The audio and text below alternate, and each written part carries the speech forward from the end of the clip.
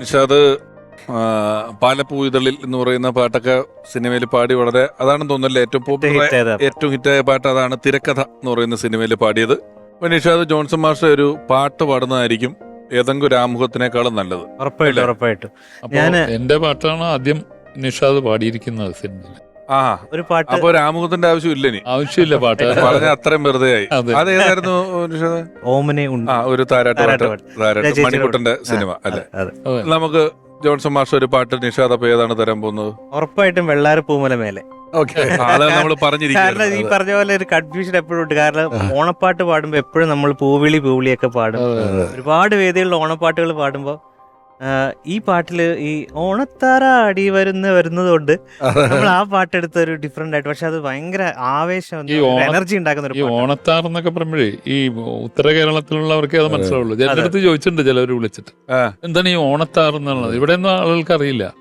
അല്ല, ആ പാട്ടിന് വേറെ പ്രത്യേകത ഉള്ളത് ജോൺസൺ കൈതപ്രം എന്നുള്ള ടീം ആരംഭിച്ചത് ഈ പാട്ടിൽ നിന്നാണ്. ഈ പാട്ട് പിന്നെ എത്രയോ പടങ്ങള് അല്ല, ഇപ്പോഴും നമ്മൾ വെറുതെ ചോദ്യം തൊടുത്തത് അറിയാത്ത ആൾക്കാരുണ്ടെങ്കിൽ അതൊന്ന് ഒരു ലിറിസിസ്റ്റ് എന്നുള്ള നിലയിൽ അത് പറഞ്ഞിട്ട് ഓണത്താറിലോട്ട് പോകാം. ഈ ഓണത്താർ എന്ന് പറയുന്നപ്പോ നമ്മള് ഈ തെക്കൻ കേരളത്തിലൊന്നും ഇല്ലത്. ഉത്തര കേരളത്തിലുള്ള ഓണപ്പൊട്ടൻ എന്നൊക്കെ പറയുന്ന സമ്പ്രദായം ഉണ്ടല്ലോ, നമ്മളുടെ ഇവിടെ ഒന്നും പരിചയമില്ല ഇവിടെ. അതെ.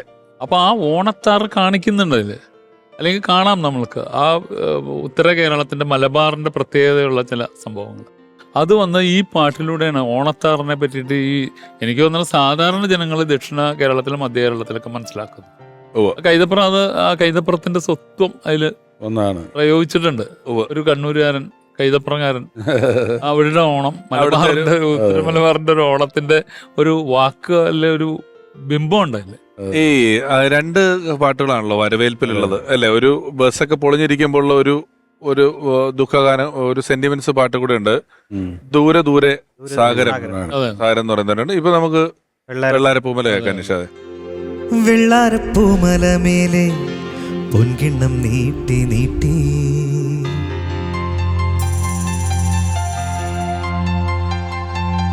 വെള്ളാരപ്പൂമല മേലെ പൊൻകിണ്ണം നീട്ടി നീട്ടി ആകാശപ്പൂമുടി ചൂടി മുകിലാരപ്പട്ടു ചുറ്റി ഓണത്താറാടി വരുന്നേ ഓണത്താറാടി വരുന്നേ വെള്ളാരപ്പൂമല മേലെ പൊൻകിണ്ണം നീട്ടി നീട്ടി ആകാശപ്പൂമുടി ചൂടി മുകിലാരപ്പട്ടു ചുറ്റി ഓണത്താറാടി വരുന്നേ ഓണത്താറാടി വരുന്നേ. ഈ പാട്ടില് സിനിമയില് ഈ പാട്ടിൽ നമുക്ക് ജോൺസനെ കാണാം. അത് വളരെ കുറച്ച് ആൾക്കാർക്ക് മനസ്സിലാവുള്ളൂ. അതായത് ഞാൻ ഈ സിനിമ ഷൂട്ട് ചെയ്തുകൊണ്ടിരിക്കുന്ന സമയത്ത് റെക്കോർഡിങ് കഴിഞ്ഞിട്ട് ഞാനൊരു ഫൈനൽ മിക്സ് ചെയ്ത് ഞാൻ കേട്ടിട്ടുണ്ടെന്നില്ല. ജോൺസൺ അതുകൊണ്ട് ലൊക്കേഷനിൽ വന്നു, പാലക്കാട് വന്നു. അപ്പോൾ ഞാൻ ഷൂട്ട് ചെയ്തുകൊണ്ടിരിക്കുകയാണ്. ഫൈനൽ മിക്സ് എനിക്ക് പിന്നീട് കേട്ടാലും മതി. അപ്പോൾ ജോൺസൺ എന്തോ ഒരു ഒഴിവ് ദിവസം പോലെ അങ്ങനെ വന്നതാണ്. അപ്പോൾ നമ്മൾ അന്നത്തെ ഒരു പരിപാടി എന്ന് വെച്ചാൽ അന്ന് ഈ കാരവനൊന്നും ഇല്ലല്ലോ. അന്ന് നമുക്ക് ഷൂട്ടിങ്ങിന് ഞങ്ങളൊരു ബസ് വാങ്ങി സ്വന്തമായിട്ട്. ഈ അതിലെ ഗൾഫ് മോട്ടോഴ്സ് ഒരു ഡ്രൈവിംഗ് സ്കൂളിന്റെ വണ്ടി വാങ്ങിയതാണ്, വാടക കൊടുത്താൽ മുതലാവില്ല. അപ്പൊ ആ ബസ്സിൽ തന്നെയാണ് രാവിലെ എല്ലാവരും ലൊക്കേഷനിൽ പോകുന്നത്. ഇപ്പോൾ രാവിലെ എല്ലാവരും കൂടി മോഹൻലാലും ശ്രീനിവാസനും ഇന്നസെന്റ് ആണ് പലപ്പോഴും ആ ബസ് ഓടിച്ചിരുന്നത്. ഇന്നസെന്റ് ബസ് ഓടിക്കാൻ പറ്റുമെന്ന് നമുക്ക് അറിയില്ലായിരുന്നു. ഇന്നസെന്റ് ഞാൻ ഓടിച്ചോളാം എന്ന് പറയും. ഞാൻ ഒരു ശീലമാവാൻ വേണ്ടിയിട്ട് ഇന്നസെന്റ് ബസ് ഓടിക്കും. അപ്പോൾ ഞങ്ങളെല്ലാവരും കൂടി ആ വണ്ടിയിൽ കയറി നമുക്ക് അത് കറക്റ്റ് ലൊക്കേഷൻ തരുമ്പോൾ ഒരു ആലിന്റെ ചവിട്ട് വരുമ്പോൾ ഈ സീൻ നമുക്ക് ഇവിടെ എടുത്താലോ വെച്ചാൽ അവിടെ വെച്ച് സീൻ എടുക്കും. അപ്പോൾ ആർട്ടിസ്റ്റിനെ റൂമിൽ നിന്ന് കൊണ്ടുവരേണ്ട ആവശ്യമില്ല. ഒരു ബസ് നിറച്ച ആർട്ടിസ്റ്റ്. ജോൺസൺ വന്നപ്പോൾ ജോൺസണോട് വണ്ടി കയറാൻ പറഞ്ഞു. അപ്പോൾ ആ ഫ്രെയിം വെച്ചപ്പോൾ ഞാൻ ജോൺസൺ അടുത്ത് പറഞ്ഞു, ജോൺസൺ ഒരു യാത്രക്കാരനായിട്ട് നിന്നേക്കെന്ന് പറഞ്ഞു. അപ്പോൾ ആ പാട്ടിന്റെ ഒരു ഘട്ടത്തിൽ മുമ്പിൽ ജോൺസൺ ഇങ്ങനെ ബസ്സിൽ നിൽക്കുന്ന ഒരു പീസ് കാണാം. ഈ പരിപാടി ഇപ്പം കുറച്ചധികം എപ്പിസോഡുകൾ കാണുന്ന പലരും, കാരണം ഇപ്പം MG സോമൻ സാറിന് ഡാൻസ് പഠിപ്പിക്കാനാണ് കമലഹാസൻ ആദ്യമായിട്ട് വന്നത്. അദ്ദേഹം കമലഹാസൻ സാറ് ഒരു ഡാൻസ് മാസ്റ്റർ അസിസ്റ്റന്റ് ആയിരുന്നു എന്ന് പറയുന്ന പോലുള്ള കഥകള്, കൊച്ചിൻ ഹനീഫൊക്കെ പാട്ട് പാടുന്നൊക്കെ ഇതിലിങ്ങനെ ഈ എപ്പിസോഡുകളിൽ പലരും പറഞ്ഞു കേട്ടപ്പോ നമ്മൾ പുറത്തിറങ്ങി കിടക്കുമ്പോൾ ചില ആൾക്കാർ ഈ പരിപാടിയെ പറ്റി പറയുന്ന ഏറ്റവും ഈ സിനിഫയിലായിട്ടുള്ള സിനിമയെക്കുറിച്ച് ഇങ്ങനെ ആഗ്രഹിച്ച് കിടക്കുന്ന ആളുകൾ പറയുന്നൊരു കാര്യം, ഒരുപാട് റെയർ ഇൻഫർമേഷൻസ് ആണ് ഈ പരിപാടിയില് അതെ വന്ന് പറഞ്ഞു വന്ന അതിലൊന്നാണ് ഇപ്പൊ ഈ പറഞ്ഞത്. അതെ നമ്മൾ എത്ര പ്രാവശ്യം ഈ സിനിമയും പാട്ടും കണ്ടിട്ടുണ്ടെന്നുള്ളത് നോട്ടീസ് ചെയ്തിട്ടുണ്ടാവില്ല. നീ ഈ പാട്ട് കാണുമ്പോൾ നമ്മള് ഇനി ആ പാട്ട് കാണുമ്പോൾ നോക്കാം. അതെ അതിന് മുമ്പില് യാത്രക്കാരെ ഒരു കമ്പിയിൽ പിടിച്ച് നോക്കി നിൽക്കുന്നതിൽ ഒരു ചെറിയ പീസ് ജോൺസൺ ഉണ്ട്. ജോൺസൺ മാഷുണ്ട്. ഇത് പ്രധാനമന്ത്രി അഭിനന്ദിച്ച ഒരു സിനിമയെ കുറിച്ച് ആട്ടാണ്. ഇവരെല്ലാരും ബസ്സിൽ പോയി ഇങ്ങനെ ആൽത്തറ ഷൂട്ട് ചെയ്തു എന്നൊക്കെ പറയുന്നത് നമ്മുടെ ഇന്ത്യയുടെ പ്രധാനമന്ത്രി നേരിട്ട് അഭിനന്ദനങ്ങൾ അറിയിച്ച ഒരു സിനിമയെ കുറിച്ചാണ്. 21 ദിവസം കൊണ്ടാണ് ആ സിനിമ ഷൂട്ട് ചെയ്തിരിക്കുന്നത്. 21 days. അതായത് അതിൽ ഫൈറ്റ് ഉണ്ട്, സോങ്സ് ഉണ്ട്, കോമഡി ഉണ്ട്. രാവിലെ എല്ലാവരും കൂടി വണ്ടി കയറലാണല്ലോ, അല്ലെങ്കിൽ എവിടെ വെച്ചാൽ അവിടെ ബ്രേക്ക്ഫാസ്റ്റിന് മുമ്പ് ഒരു സീൻ എടുത്ത് തീർത്തിരിക്കുന്നതാണ്. അങ്ങനെ ആരും റൂമിലിരിക്കില്ല, കാരവൻ വേണ്ട, അതൊന്നും തെറ്റാണെന്നല്ല പറയുന്നത്, അന്നതില്ല. പിന്നെ ഇന്നത്തെ പോലത്തെ എക്യുപ്മെന്റ്സും ഇല്ല അധികം, അപ്പോൾ ഒക്കെ കയ്യിൽ ഒതുങ്ങുന്നതാണ്. പക്ഷെ അതുകൊണ്ട് പടങ്ങൾക്ക് യാതൊരു ദോഷം സംഭവിച്ചിട്ടില്ല. ഇപ്പോഴും നമുക്ക് ഓർമ്മയിൽ നിൽക്കുന്ന ഷോർട്സും ഒക്കെ ഉണ്ട് താനും എല്ലാം.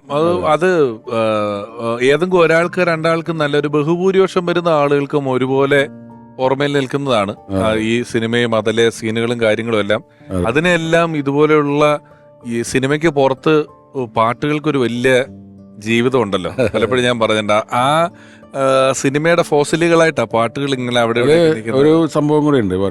ആളുകൾക്ക് കിട്ടാത്ത ഇൻഫർമേഷൻ, അതിലൊരു ഫൈറ്റ് ഉണ്ട്. ബസ് തല്ലി പിടിക്കുന്ന രാത്രി മുരളിച്ചേരന്റെ ഗുണ്ടകൾ ഫൈറ്റ് കമ്പോസ് ചെയ്ത് ആ ഫൈറ്റ് ഡയറക്ട് ചെയ്തത് മോഹൻലാലാണ്. എന്നുവെച്ചാല് ഫൈറ്റേഴ്സൊക്കെ വന്നു, ത്യാഗരാജ മാഷ് അന്ന് വരാൻ സാധിച്ചില്ല. അപ്പോൾ ഇവരെ മുഴുവൻ വെയിറ്റ് ചെയ്യണം. അപ്പോൾ ത്യാഗരാജ മാഷ് ലാലിൻ്റെ അടുത്ത് പറഞ്ഞു, ലാലെ നീ അത് ചെയ്യ് എന്ന് പറഞ്ഞു. ലാല എൻ്റെ അടുത്ത് പറഞ്ഞു, നമുക്ക് ചെയ്യാൻ സാധ്യത, മാഷ മനസ്സിൽ വെച്ച് ധ്യാനിച്ചുകൊണ്ട് നമുക്ക് ചെയ്യാം. ലാലിന് ഫൈറ്റ് വലിയ ഇഷ്ടമാണ്. അപ്പോൾ ഞാനത് ഈ ബറോസിന്റെ ലാല് സംവിധാനം ചെയ്യുന്ന പടത്തിന്റെ പൂജയ്ക്ക് ഞാൻ പറഞ്ഞു, അതിന് മുമ്പ് ലാല് സംവിധാനം ചെയ്തിട്ടുണ്ട് ഇങ്ങനെ ഒരു ഫൈറ്റ് പറഞ്ഞു കേട്ടിട്ടുണ്ട്.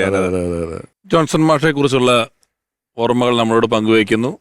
നിരവധി നല്ല ഗാനങ്ങൾ നമുക്ക് സമ്മാനിച്ചിട്ടുള്ള പ്രതിഭാസനയായ ഗായിക ഗായത്രി അശോക്.